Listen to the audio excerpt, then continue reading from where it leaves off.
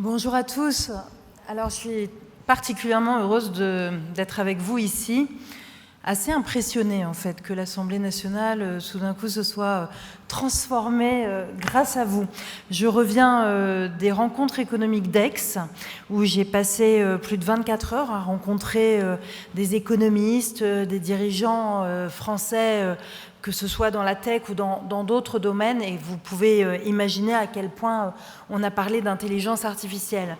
Et à quel point ils étaient plutôt même étonnés de savoir qu'au moment même où ils se réunissaient à Aix, l'Assemblée nationale organisait cet hackathon pour travailler sur l'intelligence artificielle. Ils pensaient peut-être qu'on était un peu éloigné de tout cela ou qu'on était un peu largué.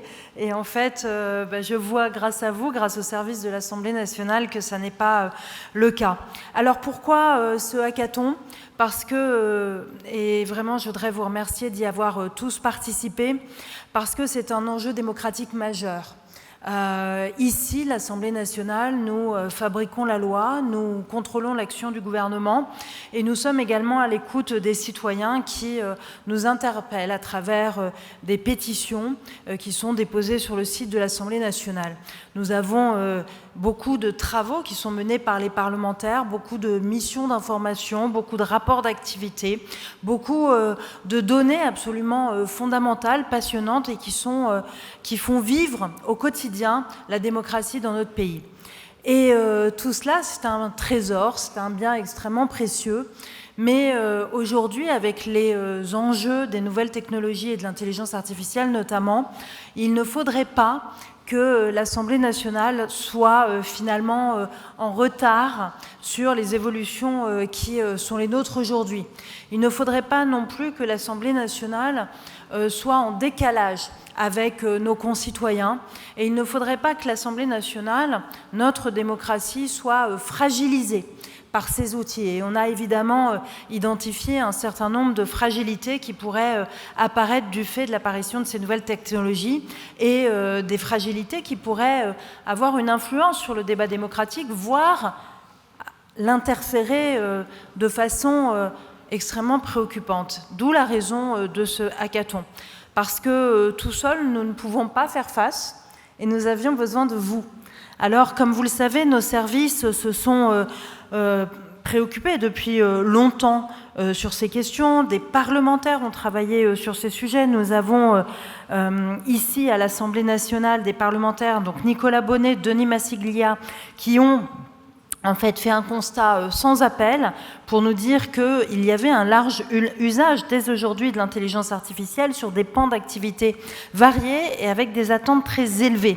Et les chiffres parlent d'eux-mêmes, vous les connaissez, 85% des parlementaires aujourd'hui et des collaborateurs parlementaires ont déclaré utiliser les outils d'intelligence artificielle. Et donc, on voit que ce soit pour trier, pour reformuler des courriers, pour résumer des rapports de 500 pages, pour écrire des discours, pour écrire des amendements, l'intelligence artificielle est mobilisée au quotidien ici. Et un des collaborateurs qu'ils ont auditionné dans leur rapport nous disait « Tout le monde dans les équipes utilise l'IA, que ce soit ceux qui le disent ou ceux qui ne le disent pas. » Et il ne faut pas justement que l'utilisation de l'intelligence artificielle soit un tabou dans notre institution. Nous ne sommes pas technophiles, mais nous ne sommes pas aveugles non plus. L'IA, on le sait, présente des limites écologiques, éthiques, démocratiques.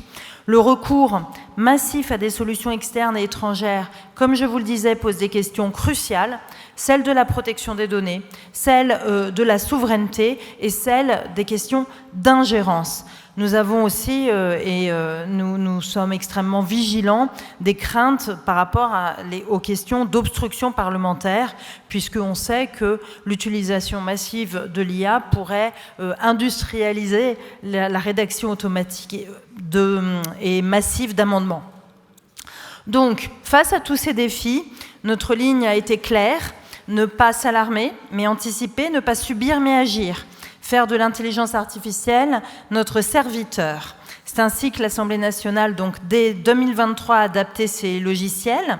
Nous avons développé 2 projets dédiés et concrets, hébergés sur notre cloud et donc 100% souverains.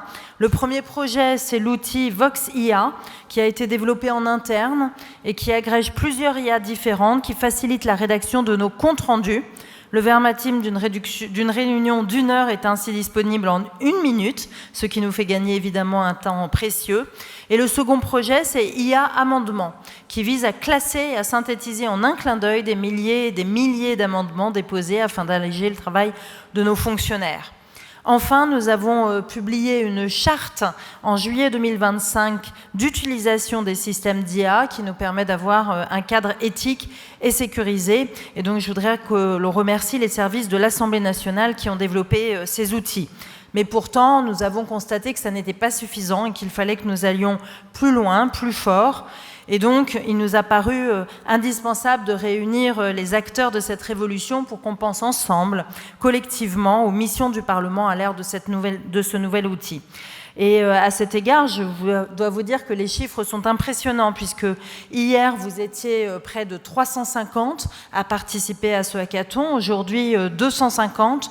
Nous avions 40 porteurs de projets, et nous aurons tout à l'heure 33 restitutions, parce qu'il y a eu des fusions des équipes qui se sont retrouvées autour de projets communs.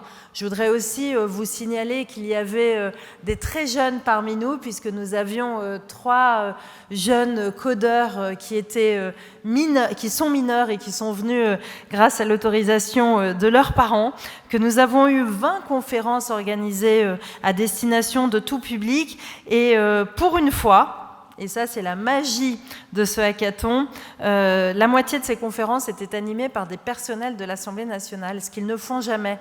Vous avez peut-être l'habitude, mais ils ne parlent jamais en public.